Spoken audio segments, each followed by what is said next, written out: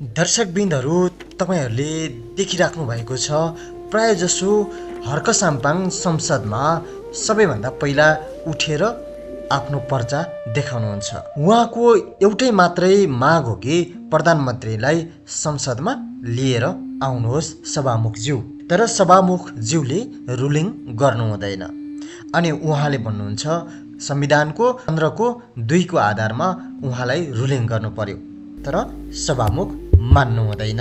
सभामुख महोदय, धेरै दिनदेखि हामीले प्रधानमन्त्रीज्यूको उपस्थिति माग गर्दै आइरहेका छौँ। नियम 15(2) सभामुखज्यूले उहाँलाई रुलिङ गरेर ल्याउन सक्नु भइरहेको छैन। त्यसो भएको कारणले गर्दाखेरि म आजको सदनमा के माग गर्छु भने यहाँले 15(2) अनुसार प्रधानमन्त्रीज्यूलाई सदनमा जवाफदेही बनाएर ल्याउन सक्नुहुन्न भने नियमावलीको 31(1) लागू गरेर मलाई यो सदनबाट निष्कासन गरेर यहाँहरूले यो सदनको गरिमा बढाइदिन हुन म अनुरोध गर्दछु। यो दुईटामा एउटा म माग गर्दछु कि त 15(2) प्रयोग गरेर प्रधानमन्त्रीज्यूलाई ल्याउनु पर्यो, होइन भने 31(1) प्रयोग गरेर मलाई आजको बैठकबाट निष्कासन गर्ने आदेश यहाँले दिनु पर्यो। दुईटामा एउटा गर्नु पर्यो। म आज रिसाउनेवालामा पनि छैन, कराउनेवालामा पनि छैन। यहाँको मजबुरी बुझिराखेको छु मैले, यहाँको पनि बाध्यता छ। तर यो सदनको गरिमा यसरी कायम हुन सक्दैन। कि त प्रधानमन्त्रीज्यूलाई यहाँले बोलाइदिनु पर्यो, होइन भने त निस्केर जा भनेर मलाई भनिदिनु पर्यो। म अलिकति बदमास विद्यार्थी जस्तो पनि देखा परिरहेछु, सबैजना हाँसी पनि राख्नु भएको छ। यो दुईटा मध्ये यहाँले कुन चाहिँ नियम आज लागू गर्नुहुन्छ, म यो कुरा राख्न चाहन्छु सभामुख महोदय। धन्यवाद।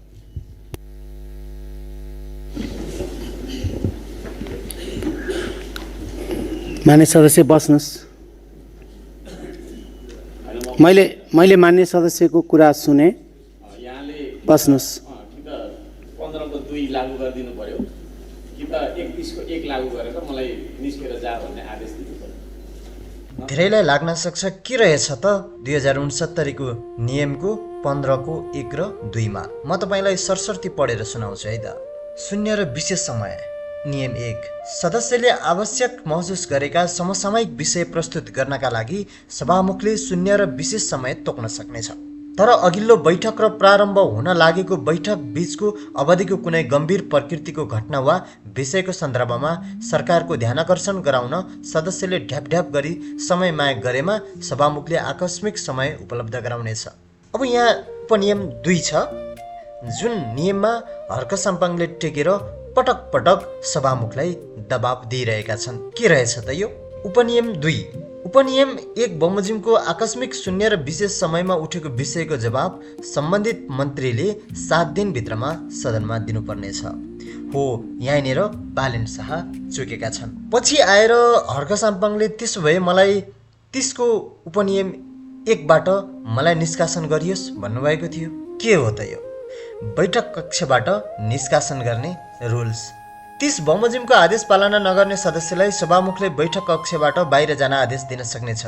आदेश पाएपछि त्यस्तो सदस्य बैठक कक्षबाट तुरन्त बाहिर जानुपर्नेछ र निजले सो दिनको बाँकी अवधिको बैठकमा उपस्थित हुन पाउने छैन। उपनियम 1 बमोजिमको आदेश पाएपछि पनि त्यस्तो सदस्य बैठक कक्षबाट तुरन्त बाहिर नगएमा सभामुखले निजलाई मर्यादा पालकको सहयोग लिई बाहिर निकाल्न सक्नेछ। सभामुखलाई कुन विषयमा रुलिङ गर्ने, कुन विषयमा रुलिङ नगर्ने, कसलाई रुलिङ गर्ने, कसलाई रुलिङ नगर्ने, यसरी रुलिङ गर्नुहोस् भनेर सभामुखलाई निर्देशन दिने त्यो प्र्याक्टिस छ जस्तो मलाई लाग्दैन। मान्य सदस्य,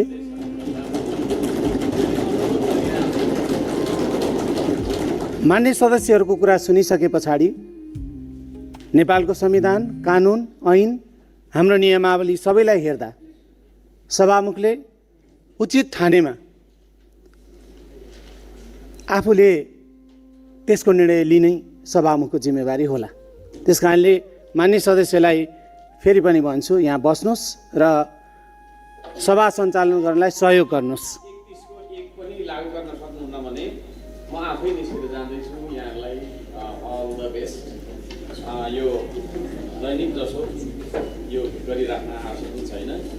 अब यो हामीले प्रश्न सोध्न पनि नपाउने, सम्बन्धित मन्त्रीले उत्तर पनि नदिने, 1 महिना धेरै भइसक्यो हामीले प्रधानमन्त्रीज्यूलाई खोजेको।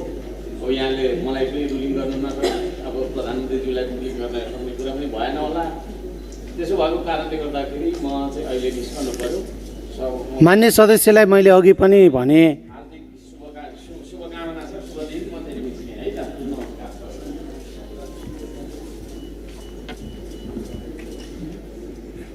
मान्य सदस्यहरू